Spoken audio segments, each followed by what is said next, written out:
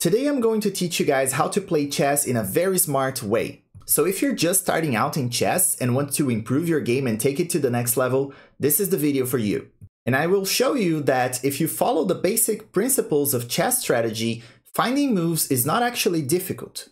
In order to do that, we're going to follow a game played by GM Igor Smirnov.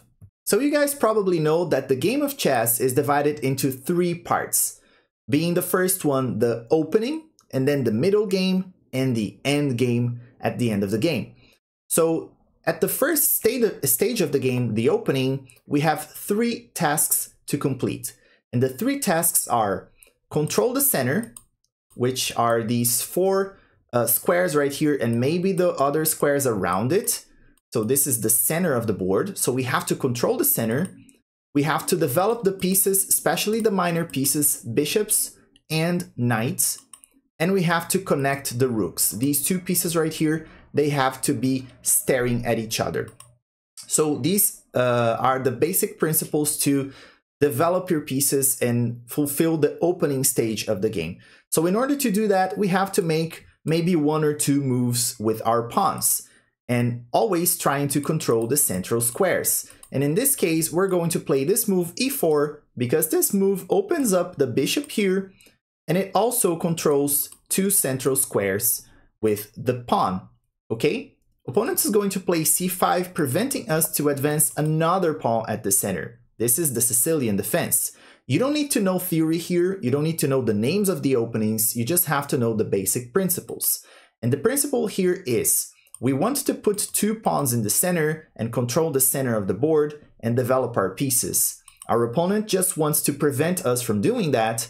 So that's why they play c5 here to control this square and prevent us from moving our pawn up here. That's why we're going to develop knight to f3.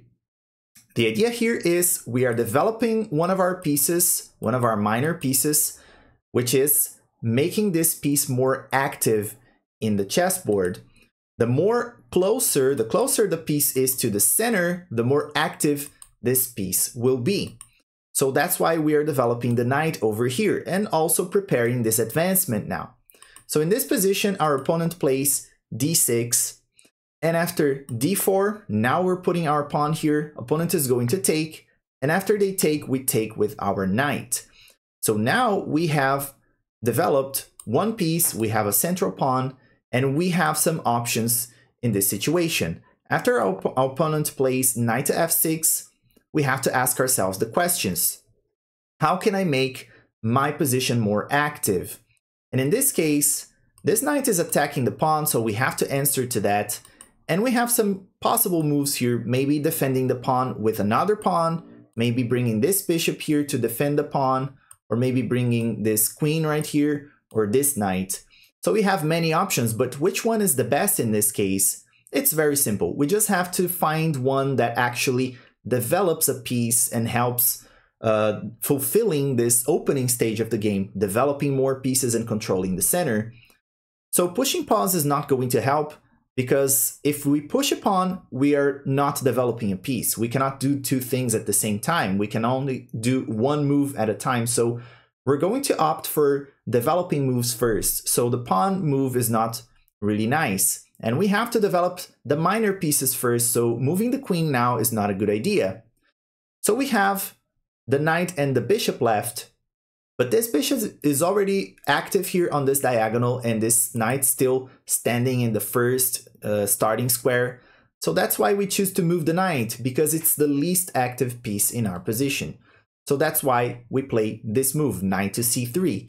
Giving support to this pawn and developing a piece at the same time, so we are completing multiple tasks with just one move. Opponent is going to play a6, preventing us from developing our bishop to a very active square. So now the most active square we can go with this bishop is c4, and that's what probably we're going to do.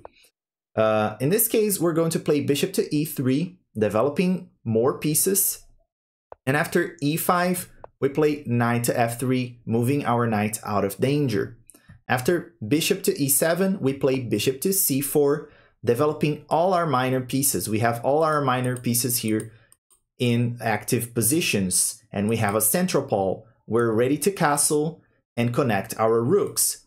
So here, opponent is going to castle, we are going to castle. Our rooks are almost connected, we just have to move the queen out of the way, but we are almost finishing our opening stage of the game. Okay, after bishop to e6 here, bishops are standing at each other, and we try to keep the pressure here, because if we take this bishop and they take back with the pawn, we're actually helping them to make this rook more active. So in this case, we can drop this bishop back, or we can make this move here to protect the bishop with the queen, also connecting the rooks in the process. It would probably be the best move here, but in this game, Igor Smirnov played bishop to b3 for some very special reason. He might have some preparation in this case, but after the opponent takes the pawn, the bishop, and we take back with the a pawn, we are actually making our rook more active on the a file here, so it's helping us, this trade is just helping us to make this rook more active. After knight b to d7 here, opponent is developing pieces. We're going to finally make this move, queen to e2, connecting the rooks and finishing the opening stage of the game. So after the opponent plays rook to e8, now we are officially in the middle game. So after we develop our pieces, put them in the central squares, castle and connect the rooks, we have to develop a plan. And how do we develop a plan in the middle game? We have to look, the easiest way to do it is looking at these two rows here, the fifth and sixth row. We have to look at these two rows and try to find a weak square. And what is a weak square in this position? It's a square that is difficult to be defended by a pawn, or if it's not possible to be defended by a pawn, it's even better. We know that this pawn has advanced and this pawn is gone.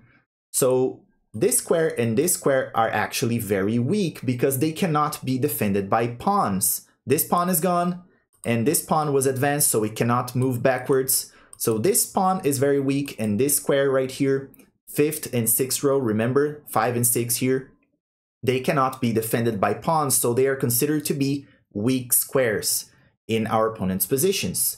We can also consider these two squares, but remember they are temporary weakness, because if you put a piece here, for example, they can always push this pawn and attack this position. But remember, whenever your opponent makes a pawn move, they create more weaknesses. So by pushing this pawn right here, they create this weakness and this weakness.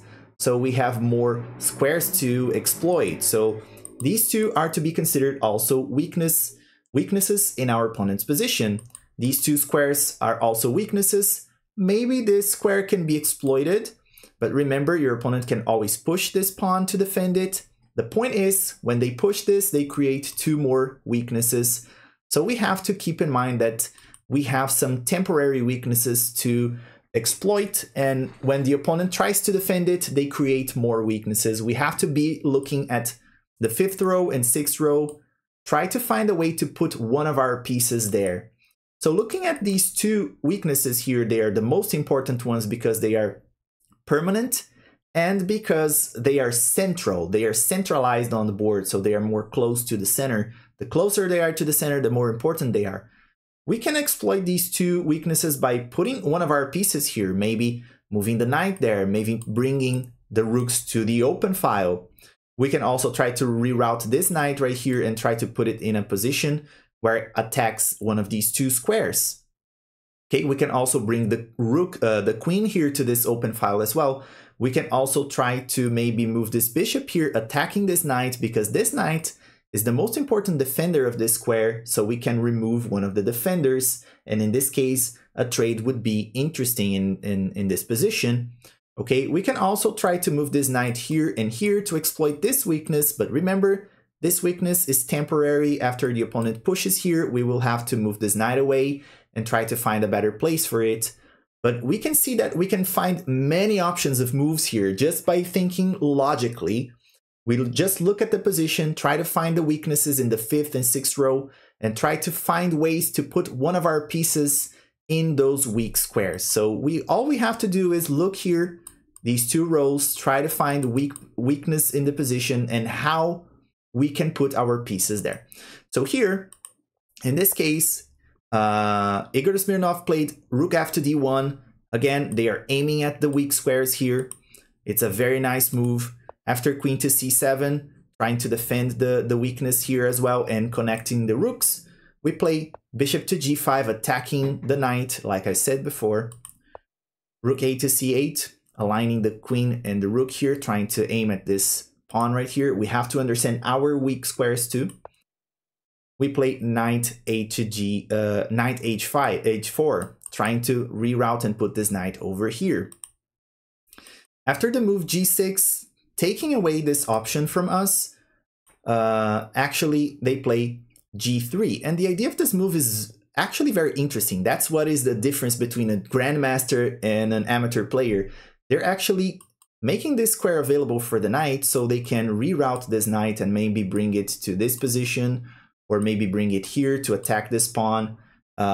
It's a very interesting maneuver, so it's hard to understand the reason behind this move if you don't play a lot and you don't study the strategy of the chess game.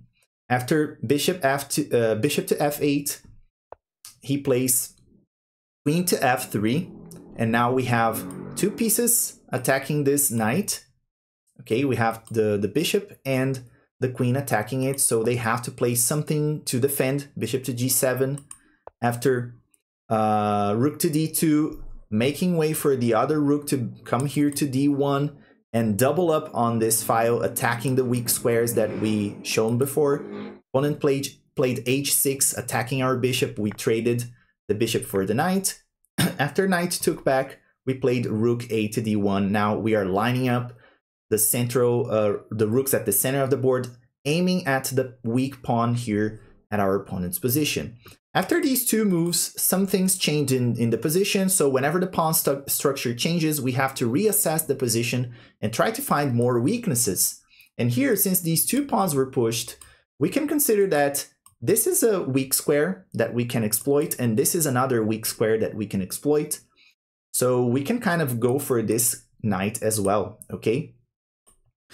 After rook c to d8, black is trying to defend the weak square here. White plays knight to g2, making that maneuver that I said before, trying to come here, and then reroute this knight maybe here or here. After queen to e7, knight e3, continuing the maneuver. Queen to e6, knight to c4, attacking the pawn. Bishop to f8. They have to be passive here and make this bishop move to defend the pawn.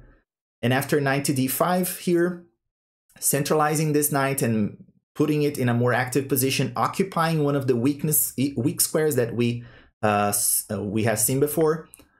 Here, black goes for the trade. Now our knight was very powerful there, so they took the knight. We take back with the rook.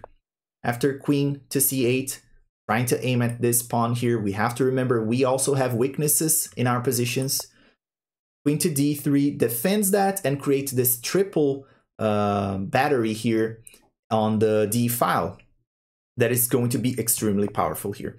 After bishop to e7 here, we play c3, defending our weakness over there. Queen to c6, white plays f3, and after h5, king to g2, king to f8. Finally, white goes for the taking here, winning a pawn at the end of the variation. Knight takes, and massive trades happen. Bishop takes, rook takes, queen takes, and rook takes. And now we have rooks and some pawns. This is officially the beginning of the end game, where we have queens off the board and we have less pieces, and the king can become more active. This is officially the end game. And in this position, you can see if you count the pawns here, we have one pawn extra. So we are basically up a pawn in this end game. White is winning this position. So they have to convert this winning end game. And how do they do this? First, we have to make the king more active, and we have to use our rook to attack the weak squares in black's position. Again, let's try to remember squares that cannot be defended by other pawns. So maybe this pawn can be included. Now we can include the seventh row as well. So we can include this pawn and this pawn. We can start attacking them now. this one, this square, all these squares can be weak squares in this position, okay? So here, rook to e7, trying to defend the weak pawns in the position. King to f2, activating the king here, rook c7, king to e3, king e7. Now we play rook to b6, attacking the weak pawn. After rook to d7, f4, takes, king d8, b4. White is now advancing the pawns and trying to create a passed pawn. The endgame is a very difficult part of the game. Of course, we need a lot of practice here, but as you can see, we have to keep our rooks active in this typical endgame. King must be active here, and we can see that white is better because not only because we have a pawn extra, but the king is more close to the center, is more active, and this rook is more active, so it's easier for white to make moves, to create threats, and to create a passed pawn in this position. We can play a few more moves to see how white converted this game, but this is pretty straightforward. Keeping the rook active, advancing the pawns and blocking black's pawns to do anything. e5 here, advancing with the king and the pawns, takes. White advances the central pawn and trades, taking with the king. So here, rook to c7, king d5. We have black doesn't have many moves here. They're going to be dancing with the king back and forth here, and white is going to be advancing the pawns and creating a passed pawn in this position. And here, after king to b6, this pawn is a goner, it's going to be captured, so there's no way we are going to create a passed pawn. Here we have connected pawns, and this pawn is blocked, so it's very difficult for black to make progress. This is a very winning position for white.